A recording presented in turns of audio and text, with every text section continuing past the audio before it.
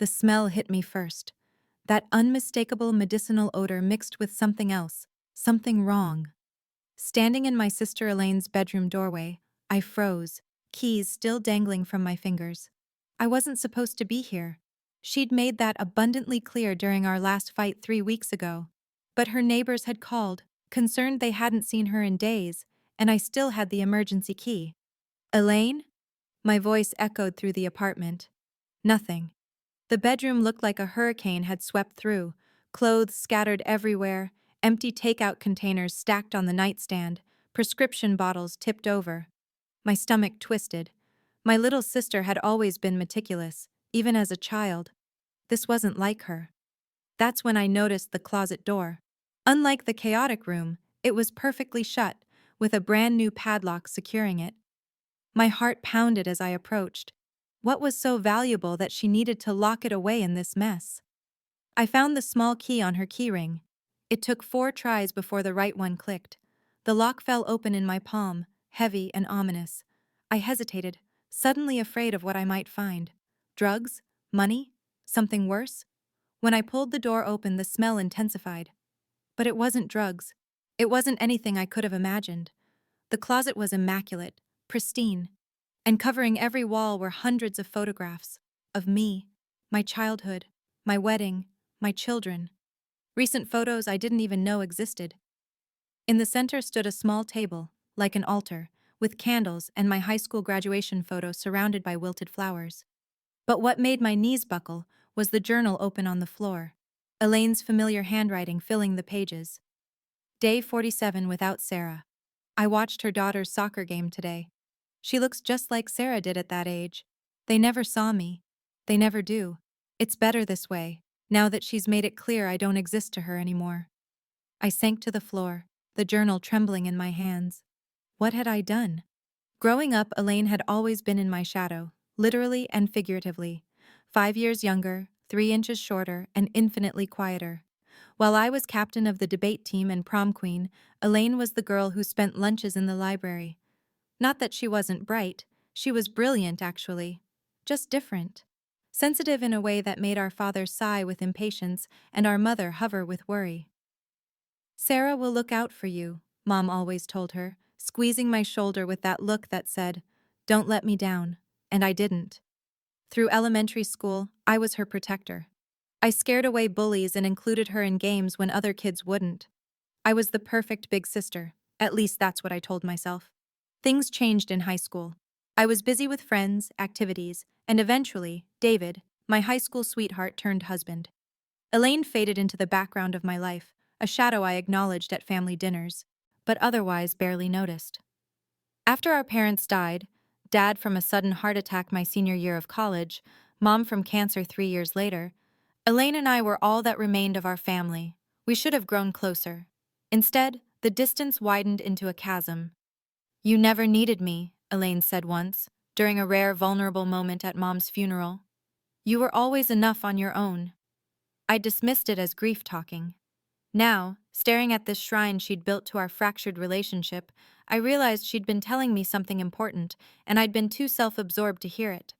The last time I'd seen Elaine was at my son Tyler's birthday party 3 weeks ago. She'd shown up with an expensive telescope. "Too much," David had whispered, and Tyler had been ecstatic. But then I'd found her showing him how to use it in the backyard, whispering something about how the stars were really our ancestors watching over us. "Don't fill his head with that nonsense," I'd snapped, the champagne making me cruel. "Mom and Dad aren't stars, Elaine. They're dead." The hurt in her eyes should have stopped me, but I'd continued. "And you need to stop with these extravagant gifts and weird ideas. We're raising him in the real world." She'd left without saying goodbye. When I called the next day, half apologetic, half defensive, she hadn't answered, or the day after. Eventually, I'd convinced myself she was being dramatic, as usual. Now, surrounded by evidence of her devotion, I felt shame burn through me like acid. I picked up my phone and dialed her number again, straight to voicemail. Where was she? I spent that night in Elaine's apartment, sleeping fitfully on her couch. In the morning light, I began a more thorough search. The kitchen cabinets contained exactly 3 plates, 2 cups, and a box of herbal tea. The refrigerator held nothing but condiments and a shriveled apple. How long had she been living like this? I found her medication in the bathroom, antidepressants, anxiety pills, something for sleep. All with recent dates. At least she'd been taking care of that much. But where was she now? I called her workplace, a small publishing house where she edited manuscripts. The receptionist's voice turned cool when I identified myself as Elaine's sister. Elaine took a leave of absence 2 weeks ago, she said. Personal reasons. She didn't mention you'd be checking in. The implied criticism stung. Did she say where she was going? No, but Marcus might know more. They're close. Marcus. The name was vaguely familiar. Had Elaine mentioned him at some family gathering I'd half listened to? I found Marcus's contact in Elaine's phone, which she'd left charging by her bed. When he answered, his voice was guarded. Who is this? Why do you have Elaine's phone? After I explained, his tone didn't warm. You're Sarah? The sister? He said it like I was a disease. Yes, I'm worried about her. Do you know where she is? A long pause. Why do you care now? The question hit like a slap. She's my sister. Funny, that's not how she describes it. His voice hardened. Look, Elaine is safe. That's all you need to know. She needed space from certain influences in her life. Meaning me. It wasn't a question. You said it, not me. He sighed. She's at the Lakeside Retreat Center. It's a wellness place upstate. But Sarah? If you actually care about her, maybe consider what she needs right now, not what will make you feel better about yourself. The line went dead. I stood in Elaine's silent apartment, surrounded by the evidence of her absence, and felt something crack inside me. What did I really know about my sister's life? About her struggles? About what she needed? I looked again at the closet shrine. It wasn't creepy, I realized now. It was desperately sad. This was how she'd stayed connected to a family that had drifted away from her, through photographs and memories and silent observation from a distance we'd created. 3 hours later, I was driving north, the address of Lakeside Retreat Center plugged into my GPS, and a hollow feeling in my chest where certainty used to be. The retreat center looked nothing like I'd imagined. No New Age crystals or wind chimes, just a cluster of modern cabins surrounding a main lodge, all nestled against a pristine lake. The autumn leaves reflected in the water, creating a mirror world of reds and golds. At reception, I hesitated before giving my name. Would Elaine have left instructions to keep me away? I'm here to see my sister, Elaine Winters. The young man checked his computer. Ah, Miss Winters is in cabin 7. She's probably in group session now, but that ends at 4. He smiled. You can wait in the main lounge if you'd like. No warnings, no restrictions. I felt oddly disappointed. Had I expected Elaine to barricade herself against me? Maybe I had. I found cabin 7 easily enough, a small, neat structure with a porch swing and potted mums by the door. Through the window, I could see a neatly made bed and books stacked on a side table. I resisted the urge to peek at the titles. At 4 o'clock, I positioned myself on a bench with a view of the main building. People began to emerge in 2s and 3s, talking quietly or walking in contemplative silence. Then I saw her. Elaine looked different. Her hair was pulled back in a simple ponytail, and she wore no makeup. She was thinner than I remembered, but there was a calmness to her movements that seemed new. She walked alongside an older woman who was gesturing emphatically about something, and, this was the shocking part, Elaine was laughing. When was the last time I'd seen my sister laugh like that? Open and unguarded? I stood, suddenly uncertain. What right did I have to intrude on this moment of peace she'd found? But before I could retreat, she turned and saw me. The laughter vanished. Her body went rigid. The older woman touched her arm, in concern, but Elaine shook her head slightly and said something I couldn't hear. Then she walked toward me, her face a careful blank. Sarah. No warmth, no surprise. How did you find me? I went to your apartment. Your neighbors were worried. I swallowed. I was worried. Were you? She tilted her head, studying me like I was a stranger. That's new. The coldness in her voice made me flinch. This wasn't my little sister who had followed me around with adoring eyes. This was someone else, someone I'd helped create with years of neglect. Elaine, I stopped, suddenly aware that I had no script for this. All my life I'd known exactly what to say, how to take charge of any situation. But standing before my sister's guarded eyes, I was lost. "I found your closet," I finally said. Something flickered across her face: embarrassment, defiance, pain. "You had no right." "I know. I'm sorry." The words felt inadequate. "Can we talk, please?" She glanced back at the retreat center, then at me. I could almost see her weighing her options, calculating the cost of letting me in versus shutting me out. Finally, she nodded toward the lake. "There's a path around the water. We can walk." It wasn't forgiveness or even warmth, but it was something. A small opening. I'd take it.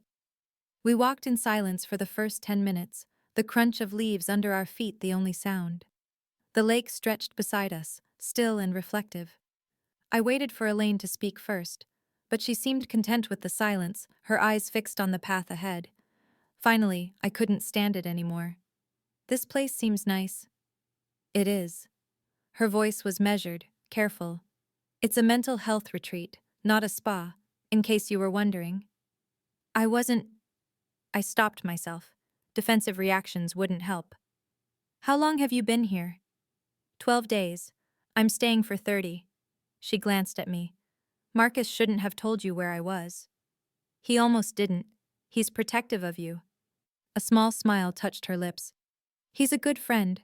One of the few people who sees me." The emphasis on sees wasn't subtle. I deserved that. "Elaine, about your apartment, the closet." She stopped walking, her body tense. "It's not what you think." "I don't know what to think. It looks like a shrine? Something a crazy person would make?" Her voice rose slightly. "Or maybe just something a lonely person would create to feel connected to the family that forgot she exists?" The raw pain in her words silenced me. We stood facing each other on the path, the late afternoon sun casting long shadows across the ground. "I didn't forget you exist," I said finally. "Didn't you?" She shook her head.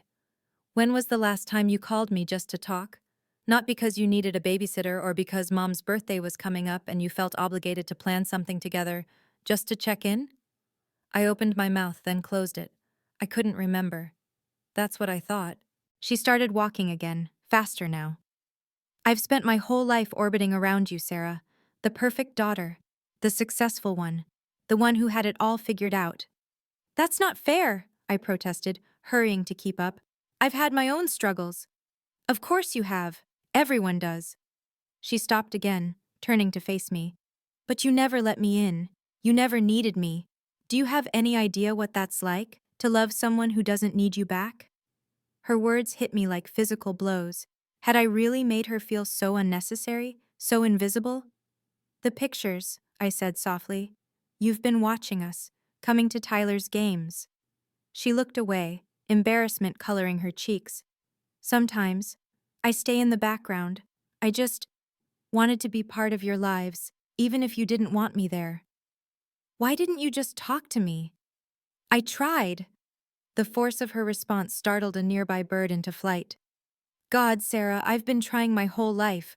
But you're always so busy, so perfect, so complete without me. And whenever I did try to connect, you made it clear I was doing it wrong."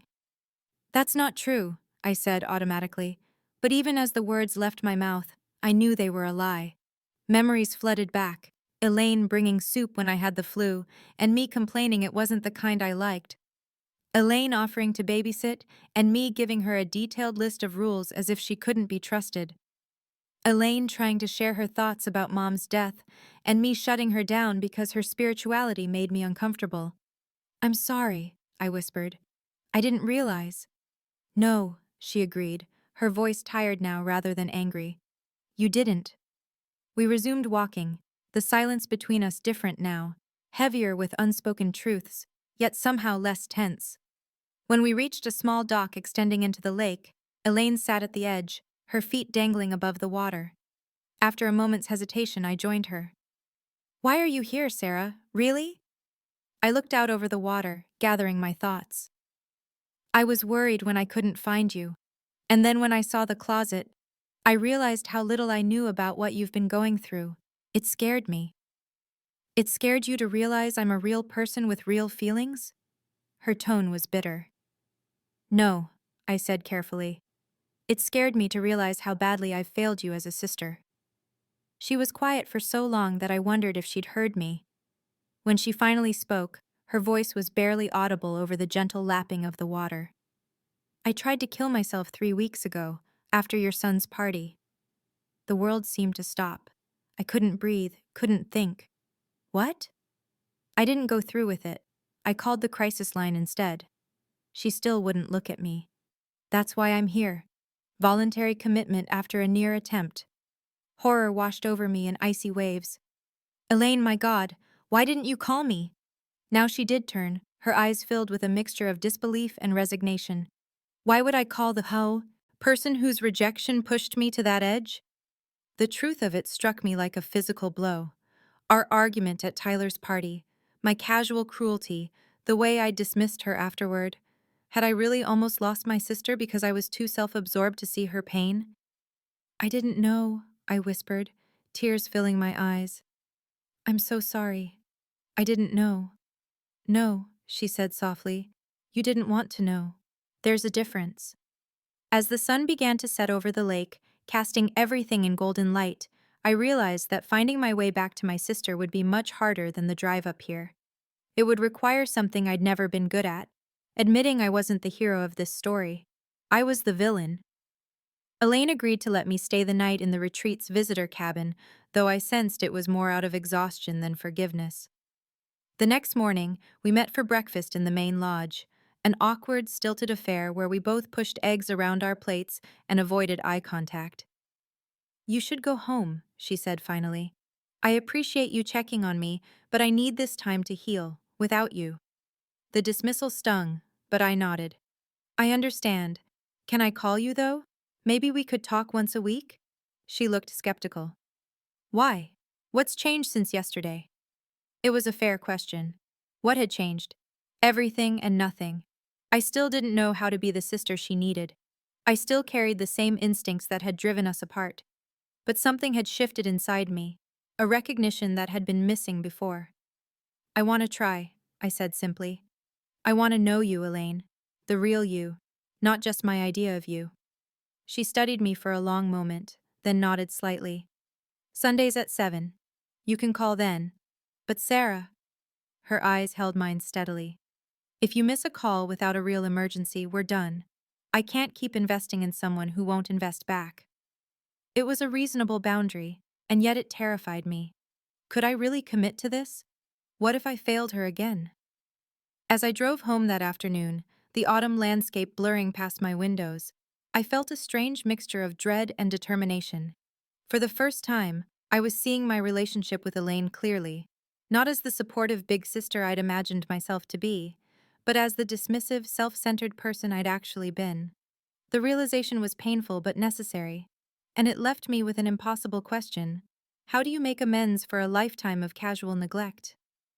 When I arrived home, David and the kids greeted me with curious questions about Aunt Elaine. I gave vague answers about her taking some time for herself, and retreated to our bedroom, suddenly exhausted.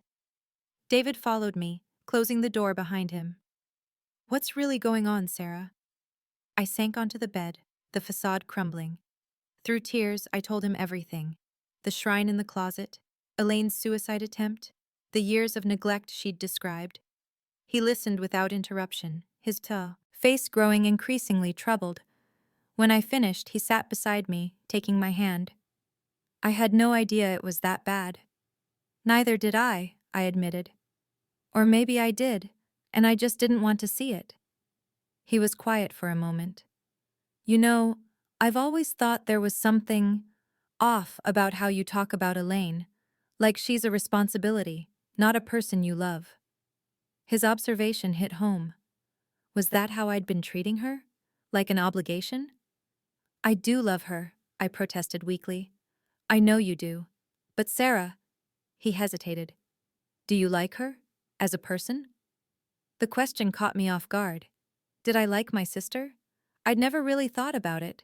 She'd always just been Elaine.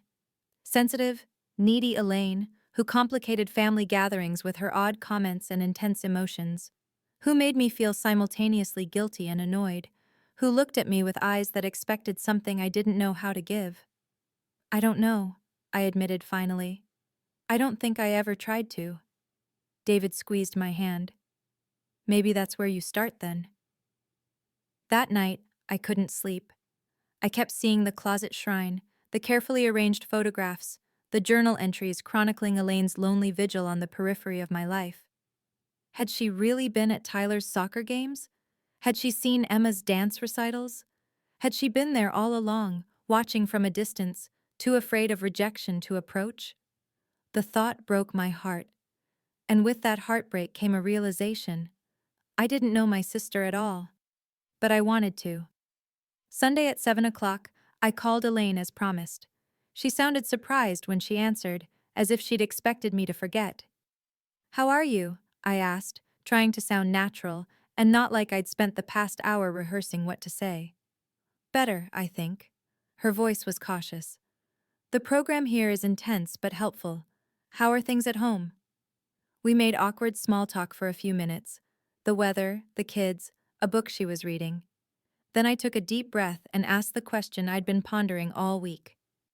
"Elaine, what do you like to do? I mean, for fun?" The silence that followed was so long I thought we'd been disconnected. "Why are you asking me that?" she finally said. "Because I realized I don't know."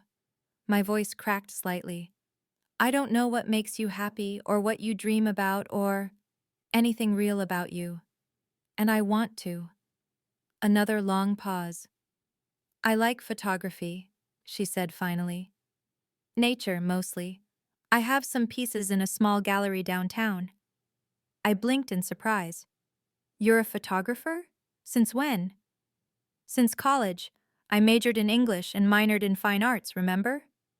I didn't remember. Had she told me? Had I forgotten, or never really listened in the first place? "I'd love to see your work sometime," I said, meaning it. "Really?" The skepticism in her voice was painful to hear. "Really." Our conversation continued, stilted at first, then gradually easier. She told me about her favorite hiking trails, where she captured most of her images, about the publishing job that paid the bills but left her creatively unfulfilled, about Marcus, who I learned was her best friend from college, and to my surprise, gay, not a romantic interest as I'd vaguely assumed.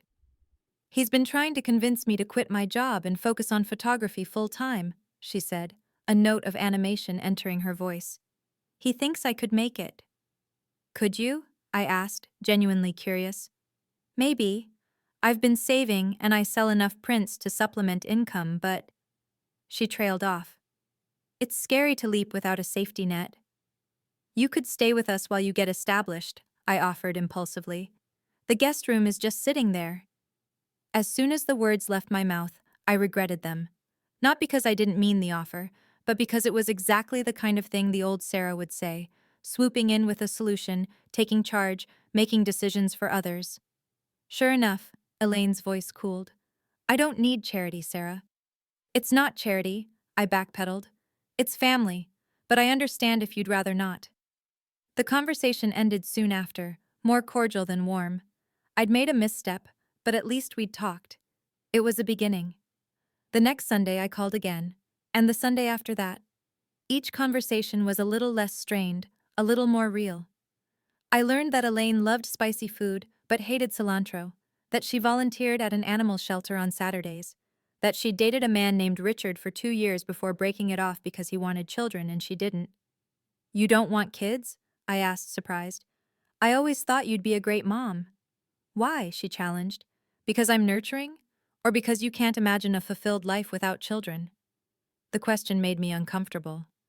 "I just thought, you're so good with Tyler and Emma." "I love being an aunt," she said more gently. "But I've never felt that maternal pull. Besides," her voice took on a bitter edge, "given our family history, maybe it's better not to pass on those genes." "What do you mean?" She sighed. "Come on, Sarah. Dad's alcoholism, Mom's depression, my issues, even you with your anxiety that you pretend doesn't exist." I don't have anxiety, I said automatically. Right. Her tone made it clear she didn't believe me. That's why you alphabetize your spice rack and can't sleep if the dishes aren't done and plan vacations with color-coded itineraries. I wanted to argue, but something stopped me. Was she right? Did I have anxiety? The thought had never occurred to me. I was just organized, efficient. Wasn't I? Anyway, Elaine continued, I made my peace with it. Not everyone needs to be a parent to have a meaningful life. The conversation left me unsettled, not just because of the anxiety comment, which hit closer to home than I wanted to admit, but because I realized how much I'd assumed about Elaine's desires and dreams, all based on projections of my own values. What else had I gotten wrong about her? When Elaine completed her 30 days at the retreat center, I offered to drive her home. To my surprise, she accepted.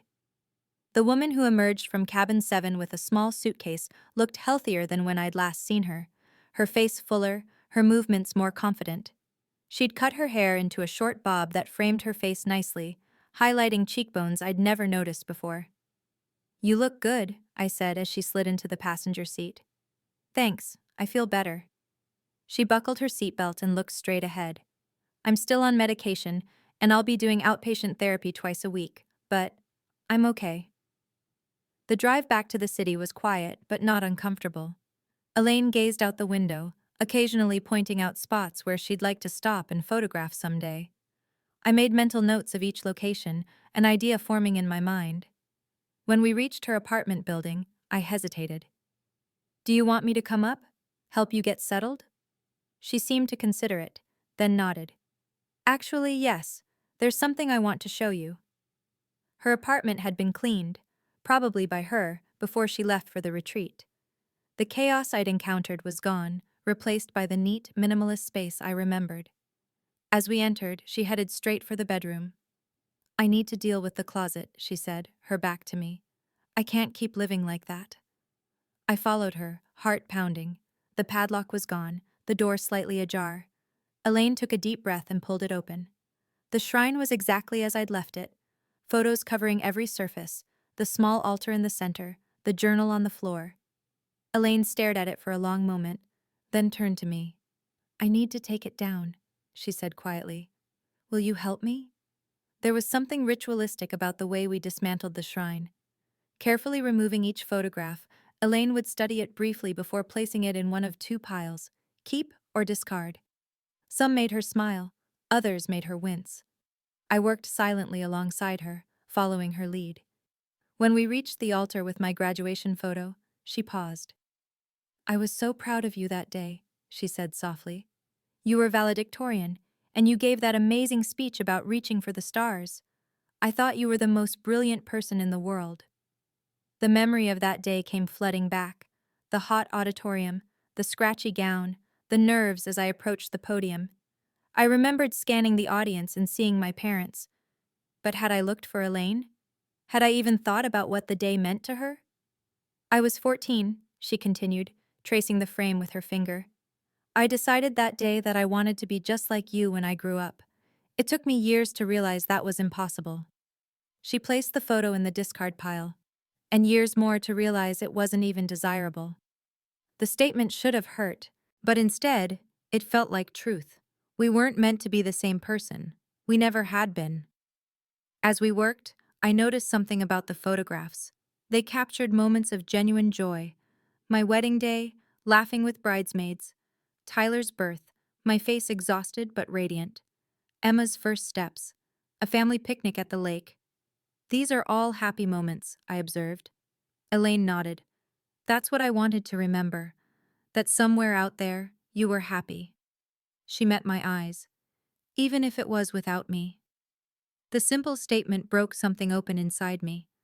All these years, I'd seen Elaine's attempts to connect as demands, as neediness. I'd never considered that she might simply want me to be happy, that her love might be that selfless. I'm sorry, I whispered, tears spilling down my cheeks. I'm so sorry, Elaine. She didn't rush to comfort me or dismiss my apology. She just nodded, acknowledging the debt that existed between us. I know. When the closet was empty, the photographs sorted, and the altar dismantled, We stood in the cleared space, both emotionally drained. What now? I asked. Elaine looked around the empty closet, then at me. Now I use this for what it's meant for: clothes and shoes and normal things. A small smile touched her lips. And maybe some of my photography equipment. And us? I hardly dared to ask. She was quiet for a long moment. I don't know, Sarah. I can't go back to how things were, orbiting around your life, grateful for whatever scraps of attention you toss my way. Her voice was firm, not angry. I deserve more than that. You do, I agreed. What do you want our relationship to be? She considered the question. Equal, she said finally. I want us to be equals, not big sister and little sister, not protector and protected. Just two adults who respect each other. It sounded simple, but I knew it wouldn't be. It would require me to dismantle patterns as deeply ingrained as the shrine in her closet, patterns of dismissal, of superiority, of thoughtless privilege. Could I do that? Looking at my sister, really seeing her, perhaps for the first time, I knew I had to try. Equal, I repeated, holding out my hand. I'd like that. She took my hand, her grip firm. It won't be easy. I know. I squeezed her fingers. But I think it will be worth it. As we stood in the empty closet, hands clasped, I felt something shift between us. Not forgiveness exactly, but possibility. A door opening where there had only been a wall. The next 6 months were a journey of rediscovery, not just of Elaine, but of myself. True to my word, I called every Sunday at 7. Sometimes our conversations were easy, filled with laughter and shared memories. Other times they were tense, as old patterns reasserted themselves and had to be consciously broken. One Sunday in early spring, Elaine mentioned a photography exhibition she'd be part of the following weekend. It's just a small community gallery, she said, her voice carefully casual. Nothing fancy. I'd love to come, I said immediately. What time? There was a pause. Really? It's on Saturday afternoon. You usually have the kids' activities then. The fact that she knew my weekend schedule better than I knew hers was a painful reminder of our imbalanced past. David can handle soccer for one weekend. This is important. Another pause. Okay, it starts at 3. The gallery is on Maple Street, near the old theater. That Saturday, I arrived at the gallery 20 minutes early, a small gift bag in hand. The space was modern and bright, with white walls and polished concrete floors. A sign at the entrance announced the exhibition, Unseen, Perspectives on the Overlooked, featuring works by 5 local photographers. I found Elaine's section easily. Her name was printed on a small placard, alongside an artist's statement that made my heart skip. These images explore the beauty that exists in the margins, the moments, places, and people we pass by without noticing. What might we see if we trained ourselves to look beyond the obvious? The photographs themselves took my breath away. A series of urban scenes, each focusing on something most would overlook. An elderly man feeding pigeons in a busy square, his face transcendent with joy while crowds streamed past unseeing. A wildflower growing through a crack in a parking lot. A child's lost mitten on a park bench, small and vulnerable in the vast space. They were beautiful, technically impressive, and infused with a sensitivity that was uniquely Elaine. How had I never known she was this talented? What do you think? I turned to find Elaine watching me nervously, dressed in a simple black dress I'd never seen before. They're incredible, I said honestly. I had no idea you were so gifted. A flush of pleasure colored her cheeks. Thank you. That means a lot. I handed her the gift bag. This is for you, to celebrate. She opened it curiously, pulling out a leather-bound day planner. She looked at me, confused. Open it, I urged. Inside, I'd marked 12 dates throughout the coming year, one for each month. Next to each date, I'd written a location. Redwood Forest, May 15th. Antelope Canyon, July 23rd. Acadia National Park, October 10th. I don't understand, she said. They're photography trips, I explained. Places you mentioned wanting to shoot someday. I've arranged everything: transportation, accommodations, local guides who know the best spots for photographers. I took a deep breath. And I thought, maybe I could come with you. Not to all of them. I know you might want some solitude, but to whichever ones you'd like company for. She stared at the planner, then at me. This must have cost a fortune. I shook my head. It's not about the money, Elaine. It's about time. Our time together, which should have been precious all along. I hesitated. Is it too much? I'm not trying to buy your forgiveness. Just, it's perfect, she interrupted, her eyes shining with tears. It's the most thoughtful gift anyone's ever given me. Relief washed through me. So you'll let me come along? At least for some? She smiled, a real smile, open and unguarded. I'd like that. But Sarah, she touched my arm. You don't need grand gestures. Just being here today, seeing my work, really seeing it, that's what matters. As the gallery filled with people, I watched Elaine move among them, explaining her process, accepting compliments with quiet grace. She caught my eye occasionally, and each time, a small smile passed between us, a private acknowledgement of something new taking root. Later, as we shared a celebratory dinner at a nearby restaurant, Elaine asked about the kids, and for once, I kept my answer brief before turning the conversation back to her work. The photograph of the old man with the pigeons, I said. There was something so peaceful about his expression. How did you capture that? She lit up, describing how she'd visited that square for weeks, watching him, waiting for the perfect moment when the light and his expression aligned. Her passion was contagious, her knowledge impressive. You really love this, don't you? I observed. It's the only thing that's ever made complete sense to me, she admitted. Looking at the world through a lens, it helps me process it, make meaning of it. I think I'm starting to understand that, I said. About you, I mean, how you see things differently. She studied me for a moment. You know what the irony is? All those years I spent watching your life from a distance, taking photographs of moments I wasn't part of. It was painful, but it made me a better artist. She swirled her wine thoughtfully. Sometimes I wonder if I should thank you for excluding me. The statement hung between us, not quite accusation, not quite absolution. I'd rather thank you for not giving up on me, I said finally, even when I deserved it. She reached across the table and squeezed my hand briefly. We're family, the real kind, not just the obligatory kind. At least, that's what I'm hoping we can be. Me too, I said, meaning it more than I'd ever meant anything. As we walked back to our cars after dinner, Elaine paused under a streetlight, the soft glow illuminating her face. There's something I've been meaning to tell you. My heart raced. What is it? I'm leaving my publishing job, going freelance with my photography full-time. Pride surged through me. Elaine, that's wonderful. When? End of the month. She took a deep breath. And I'm moving. I found a small house outside the city with amazing natural light and space for a proper darkroom. That's a big change. I tried to keep my voice neutral, fighting the instinct to question her decision or offer unsolicited advice. She nodded.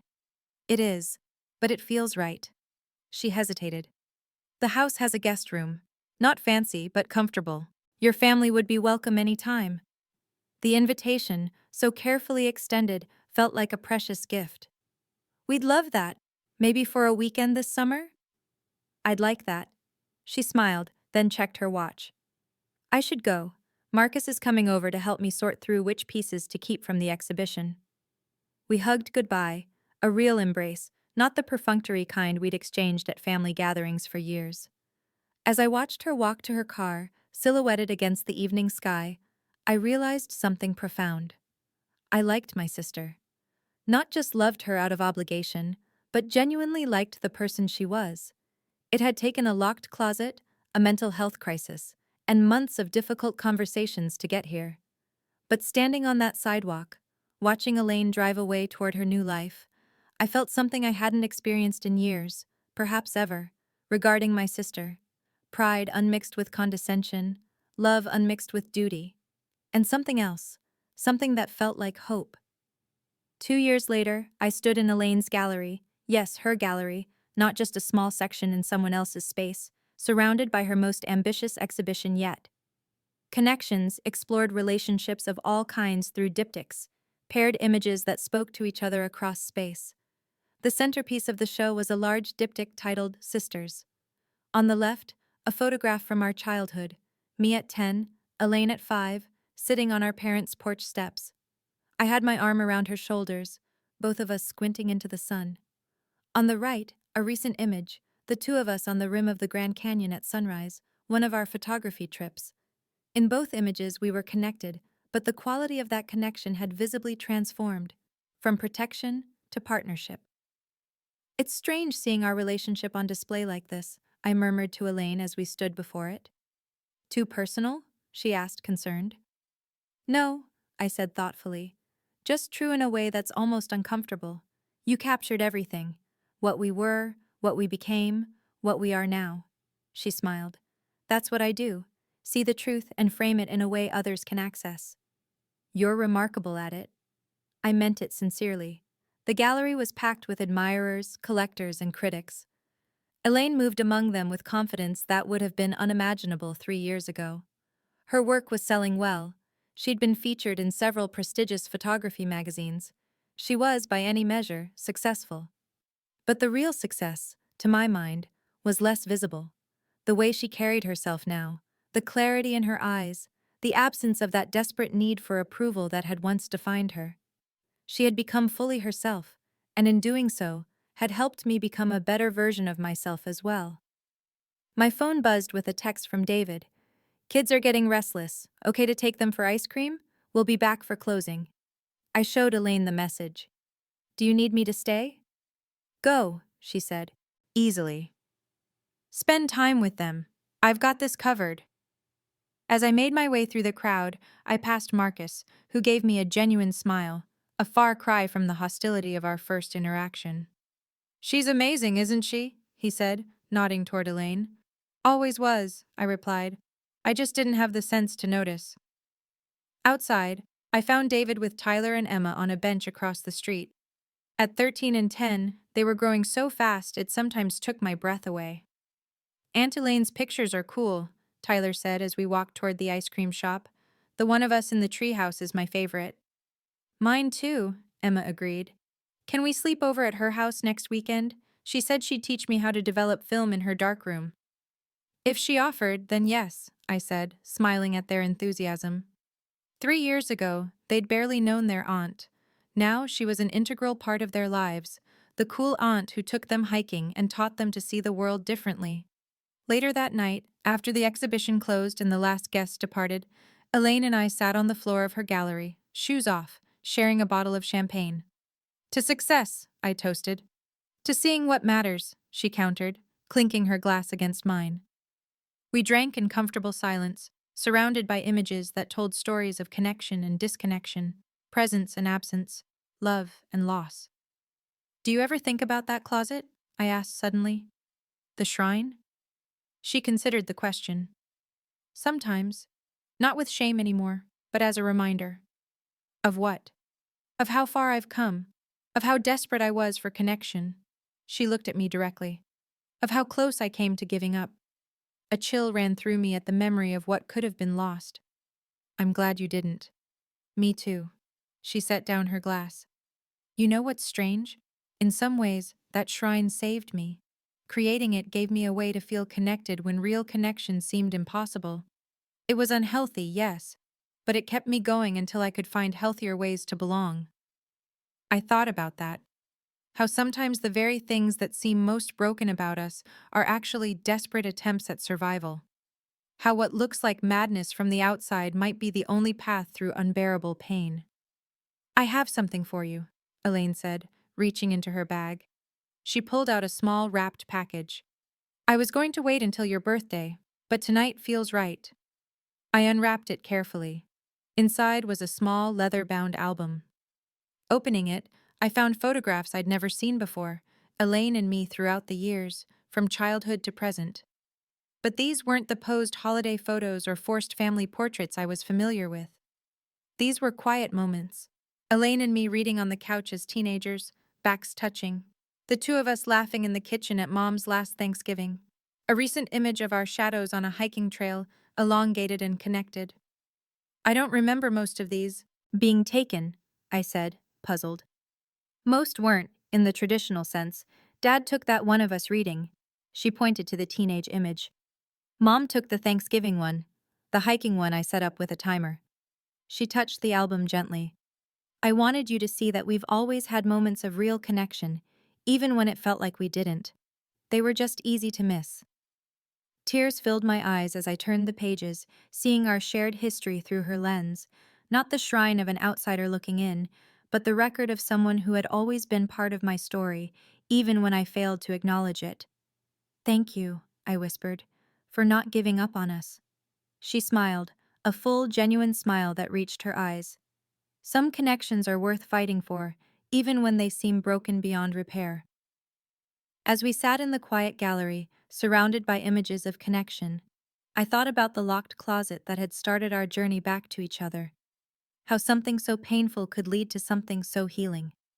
How seeing, really seeing, another person might be the greatest gift we can offer. And I thought about my sister, not as the fragile, needy person I'd once reduced her to, but as the strong, talented, compassionate woman she'd always been, waiting for me to notice. Outside, the city hummed with life. Inside, in the space Elaine had created, we sat shoulder to shoulder, two sisters who had found their way back to each other through darkness into light. Not perfect, not without scars, but present, connected, seen.